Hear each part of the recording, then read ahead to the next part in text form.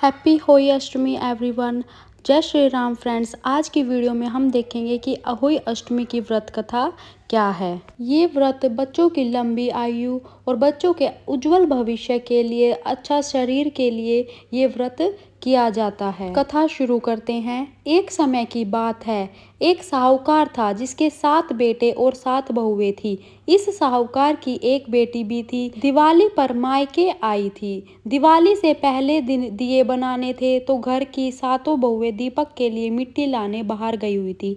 ऐसे में ननंद भी उनके साथ चली गई। दिवाली से पहले कार्तिक बड़ी अष्टमी को 7 बहुएं अपनी इकलौती ननंद के साथ जंगल में मिट्टी लेने गई। जहां से वे मिट्टी खोद रही थी वहीं पर श्याऊ सेहे की मांद थी।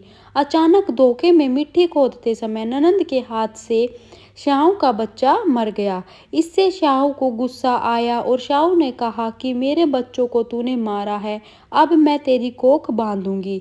तब ननंद अपनी 7 भाभियों से प्रार्थना की कि तुम में से कोई मेरे बदले अपनी कोख बंधवा लो। सभी भाभियों ने अपनी कोख बंधवाने से मना कर दिया, लेकिन छोटी भाभी सोचने लगी अगर मैं कोख न बंधवाऊंगी तो सासू जी नाराज हो जाएंगी। ऐसा सोचकर ननंद के बदले छोटी भाभी ने अपनी कोख को बंधवा लिया। उसके बाद जब उसे जो बच्चा होता वह 7 दिन बाद मर जाता। एक दिन साहूकार की स्त्री ने पंडित जी को बुलाकर पूछा कि क्या बात है, मेरी इस बहू की संतान 7वें दिन क्यों मर जाती है। तब पंडित जी ने बहू से कहा कि तुम काली सुराई गाय की पूजा किया करो। उन्होंने बताया कि दरअसल काली गाय श्याऊ माता की भायली है, वह तेरी कोख छोड़े तो तेरा बच्चा जिएगा। छोटी बहू ने पूरी लगन से गाय की सेवा की। वो गौ माता के उठने से पहले ही वहां की सफाई कर जाती थी। एक दिन गौ माता बोली कि मेरे जागने से पहले कोई रोज मेरी सफाई कैसे कर जाता है, सो आज देखूंगी। गौ माता खूब तड़के जागी तो क्या देखती कि साहूकार के बेटे की बहू उसके नीचे सफाई आदि कर रही है। इससे गौ माता प्रसन्न हुई और बोला कि मैं तुझसे प्रसन्न हूँ, तुझे जो चाहिए वो मांग ले। तब साहूकार की बहू बोली कि श्याऊ माता तुम्हारी भाईली है और उन्होंने मेरी कोख बांध रखी है, उनसे मेरी कोख को खुलवा दो। गौ माता ने कहा अच्छा। तब गौ माता 7 समुद्र पार अपनी भाईली के पास उसको लेकर चली। रास्ते में कड़ी धूप थी, इसलिए दोनों एक पेड़ के नीचे बैठ गई। इतने में वहां एक सांप दिखाई दिया। उसी पेड़ पर गरुड़ पंखनी के बच्चे थे। सांप गरुड़ पंखनी के बच्चे को मारने लगा। तब साहूकार की बहू ने सांप को मारकर ढाल के नीचे दबा दिया और बच्चों को बचा लिया। थोड़ी देर में गरुड़ पंखनी आई तो वहां खून पड़ा देखकर साहूकार की बहू को चोंच मारने लगी। तब साहूकारनी बोली कि मैंने तेरे बच्चों को मारा नहीं है, बल्कि सांप तेरे बच्चों को डसने आया था। मैंने तो तेरे बच्चों की रक्षा की है। इससे गरुड़ पंखनी खुश हुई और बोली कि क्या मांगती हो, जो मांगोगी वो मिलेगा। वह बोली 7 समुद्र पार श्याऊ माता रहती है, मुझे तू उसके पास पहुंचा दे। तब गरुड़ पंखनी ने दोनों को अपनी पीठ पर बैठाकर श्याऊ माता के पास पहुंचा दिया। श्याऊ माता उन्हें देखकर बोली कि आ बहन बहुत दिनों बाद आई। फिर कहने लगी कि बहन मेरे सिर पे जूं पड़ गई है। तब सुरई के कहने पर साहूकार की बहू ने सिलाई से उसकी जुएं निकाल दी। इस पर श्याऊ माता प्रसन्न होकर बोली कि तेरे 7 बेटे और 7 बहुएं हों। साहूकार ने बोली कि मेरा तो एक भी बेटा नहीं है, 7 कहाँ से होंगे। श्याऊ माता बोली वचन दिया है, वचन से फिरूं तो धोबी के कुंड पर कंकरी होऊं। तब साहूकार की बहू बोली माता मेरी कोख तो तुम्हारे पास बंधी पड़ी है। इस पर माता ने कहा कि जा, तेरे घर में तुझे 7 बेटे और 7 बहुएं मिलेंगी। तू जाकर उजमान करना और 7 ओही बनाकर 7 कढ़ाई करना। वह घर लौटकर आई तो देखा 7 बेटे और 7 बहुएं बैठी हैं। वह खुश हो गई। उसने 7 अहोई बनाई, 7 उजमन किए, 7 कढ़ाई की। दिवाली के दिन जेठानियां आपस में कहने लगे कि जल्दी जल्दी पूजा कर लो, कहीं छोटी बहू बच्चों को याद करके रोने ना लगे। काफी देर तक रोने की आवाज नहीं आई तो जेठानी ने बच्चों को भेजा। बच्चों ने देखा और वापस जाकर कहा कि चाची तो कुछ मान रही है, खूब उजमान हो रहा है। यह सुनते ही जेठानियाँ दौड़ी दौड़ी उसके घर गई और जाकर पूछने लगी, तुमने कोख कैसे छुड़ाई? वह बोली, तुमने तो कोख बंधाई नहीं, मैंने बंधा ली। अब शाहू माता ने कृपा करके मेरी कोख को खोल दिया है। शाहू माता ने जिस प्रकार उस साहूकार की बहू की कोख खोली, उसी प्रकार हमारी भी खोलियो, सबकी खोलियो, कहने वाले की तथा हुंकार भरने वाले तथा परिवार की कोख खोलिए, सभी की संतान की रक्षा करना। बोलो अहोई माता की जय।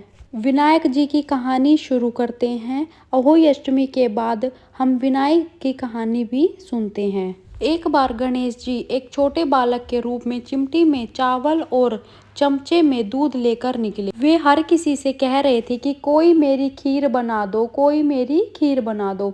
एक बुढ़िया बैठी थी, उसने कहा, ला मैं बना दूं। वह छोटा सा बर्तन चढ़ाने लगी। तब गणेश जी ने कहा कि दादी माँ, छोटी सी भगोनी मत चढ़ाओ, तुम्हारे घर में जो सबसे बड़ा बर्तन हो वो चढ़ाओ दो।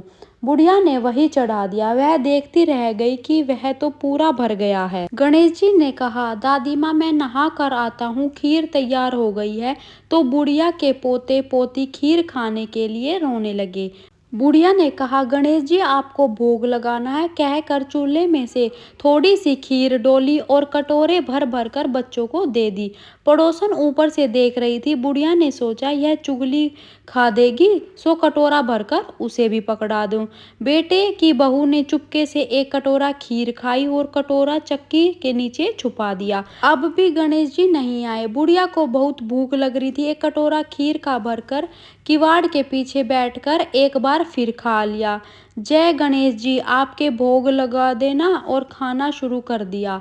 तभी गणेश जी आ गए। बुढ़िया ने कहा, आजा रे गणेशया, खीर खा ले, मैं तो तेरी ही राह देख रही थी। गणेश जी ने कहा, दादी माँ, मैंने तो खा ली। बुढ़िया ने कहा, कब खाई? गणेश जी ने कहा, जब तेरे पोते पोती ने खाई तब खाई, तब तेरी पड़ोसन ने खाई तब खाई, तब जब तेरी बहू ने खाई तब खाई, और जब तूने खाई तो पेट पूरा ही भर गया।